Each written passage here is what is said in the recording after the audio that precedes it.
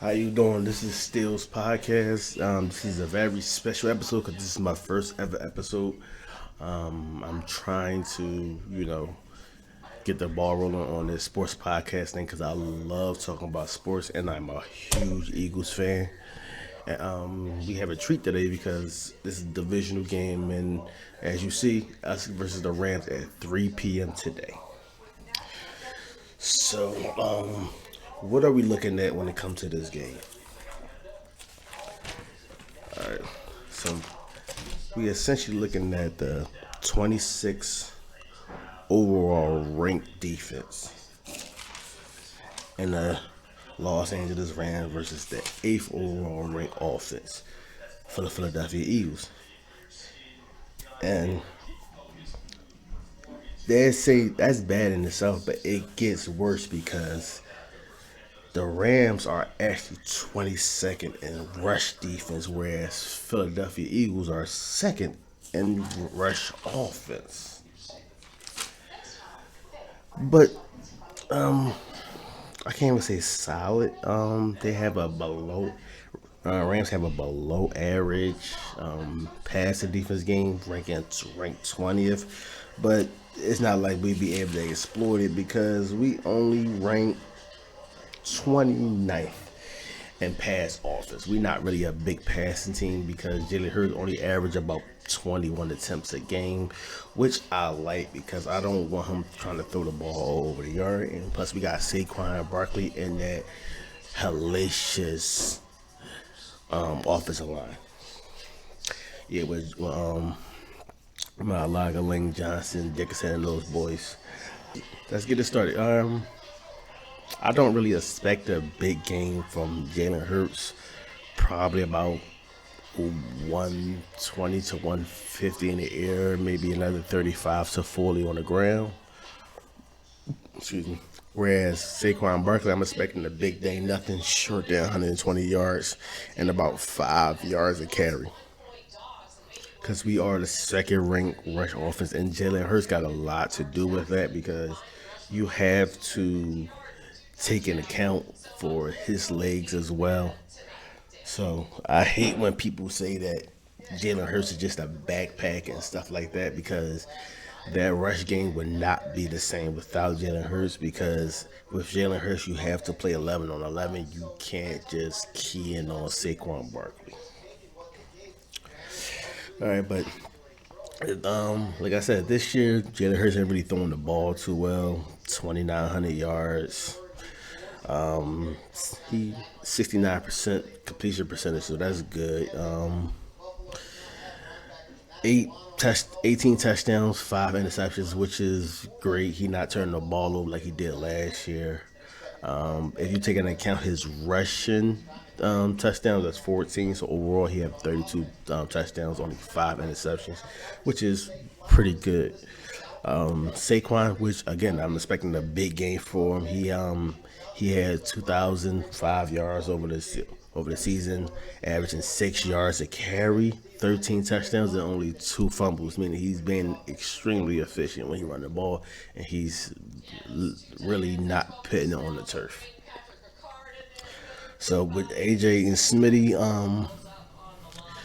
I don't expect a big day from them because again, we going against the 20 something ranked rushing defense in the league, so we should keep the ball on the ground for the most part. But this season, AJ still hit over 1,000 yards through all the complaining and the reading the books and the interview and saying how passing offense got up. You already know, but he still had over 1,000 yards this season, whereas Smitty only had 833. Well, but again, we wasn't really much of a passing offense this year, more so on the ground. That's why we're second in the league in rushing. But I'm expecting a huge day from our defense with Zach Bond, Nolan Smith, and Jalen Carter and the boys. Zach Bond had an All-Pro season. Who knew this was coming from a guy who was essentially a DN and a special teams player? They seen something in him, moved him outside linebacker, and The rest is history. 151 tackles, 93 solo tackles, 3 sacks, 11 tackles for loss. First team All Pro, well deserved. N'Kobe Dean won't be here this game. He was one of our best, if not the best, cover linebacker. And his speed to go from side to side, he's extremely smart. Always in the right place at the right time. Came in to the league undersized, still undersized, but playing well above his height and weight. Man, he's it's going to be a big loss. Hopefully, we can push through without him. Nolan Smith, who came on this year, didn't have many snaps last year, but definitely came on this year. He had 42 total tackles, 21 solos, 21 assists, 6.5, 6.5 sacks. Ain't too bad. 11 tackles, 8 tackles for loss. Excuse me. Ain't too bad either. Jaden Carter, who stats really don't show how well he played this year, fighting through constant double teams and basically being the focal point of the offense on every single week. Only have 25 solo tackles, 17 assists, 42 overall, 4.4.5 sacks, 12 tackles for losses. But again, his stats don't show you how well and how dominant he played this year, because he getting these type of numbers and constant double teams is a treat unto himself. I can't leave out the secondary. Slay, Coop, CJ, Kenyon all played great this year. Not too many interceptions besides CJ with 6, but a bunch of pass deflections. That's why we're number 1 in pass defense this year. Slade with 13, CJ with 12, Kenyon with 12, and Coop with 6. So we're not a team that you can pass all over the field on. So if anything, you probably can get us rushing the ball, because we not the best defensive rushing team at 10th, so we above average at best. So yeah. Um, if anything, if we stop the run, I completely have faith in my defensive back to make plays, whereas I couldn't last year, being ranked 30th in defense. Team after team running up and down the field on us and whatnot. All right, this video ain't about the Rams, so I'm not gonna speak on the Rams too much. Just give like a little quick summary synopsis of them. Matt Staff, 66% completion percentage, 3,700 yards, average 7.3 yards per play. Not too bad. Actually, Matt is a damn good player, if I say so myself. He had 20 touchdowns this year, only 8 picks. Ain't the godly stats that we usually see from Matt Stafford, but he definitely had an efficient year this year, and I believe they won their last 10 out of 13 games, so they coming in on a hot streak. Kyron Williams, I don't understand how he go under the radar so much. He had a hell of a year. Had 1,300 rushing yards, averaged 4 yards to carry, 14 touchdowns. I'm surprised he wasn't on a lot of people's radar for one of the top backs this year, but he damn sure had a great season. I can't say good. He had a great season. Puka and Coop ain't really do too much this year, because they was in and out the lineup, with Puka only playing 11 games this year and Coop only playing 12.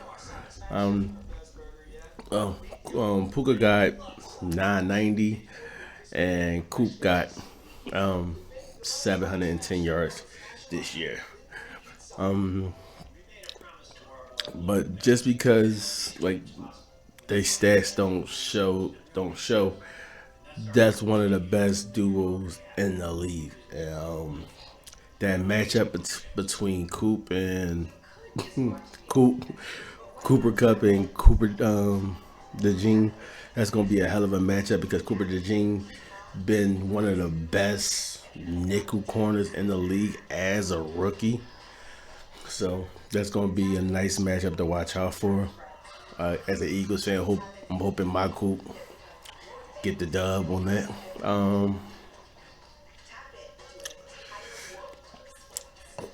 If we stick to the game plan, we should win this game. It shouldn't really be much trouble, especially if we continue to do what we did this year, being the number one pass defense and the number two rush defense. Because Rams are definitely a passing team, and they struggle against the run. So this is a match made in heaven for the Eagles. But it's playoff football any given Sunday, so you know anything can happen. But the line right now is the Eagles -7. Yeah, it should be snowing here in Philly. If not now, in like about an hour, we're looking at 2 to 4 inches of snow, which again helps the run game. Probably on both sides because when you throwing the ball in ice, if when you throwing the ball in cold weather, it feel like you trying to catch a rock, and that it's tough. It's tough. But again, stick to the game plan. Hopefully, we don't have to be too aggressive if we stick to the game plan. Not too many bad decisions on fourth down like we did early in the season. It was kind of tough at the first 4 games because it seemed like we still had that hangover from last year, going 2-2 and Nick making questionable calls on fourth down, especially in the Atlanta game. But he turned it around. If he didn't turn around, then our offensive coordinator, name on the tip of my tongue, can't think about it right now, but he they might have switched play callers, and he probably turned it around. Either way, I'm glad we don't have to worry about them, for lack of a better term, dumb decisions on third and fourth down. And we should definitely come out this game with a dub. To all the Rams fans, please don't get too hyped in the comments if anyone sees this. I don't hate y'all team. It's just again, I'm a homer. I'm an Eagles fan from Philly, and yeah, y'all had y'all moment not too long ago. I understand. I believe ours was more recent, if I'm not mistaken. Was it more recent? It don't matter. But we already had one Super Bowl apiece. But Matt already got his. I need my man Jalen to get his, and I definitely need one for Saquon. So again, 3 p.m. Rams versus Eagles. May the best team win. Hopefully, we do. Y'all have a great day. Again, subscribe to my YouTube channel. I'm gonna try to put more videos out like this because I love talking sports, and hopefully, eventually, I have like a panel or like a co-host, something like that for this because I love talking sports, and it's not just football. I can talk basketball. I don't know too much about baseball, but it's not hard to learn. But again, thanks for watching this video. If you watch the video fully through, and I'll see you again next time.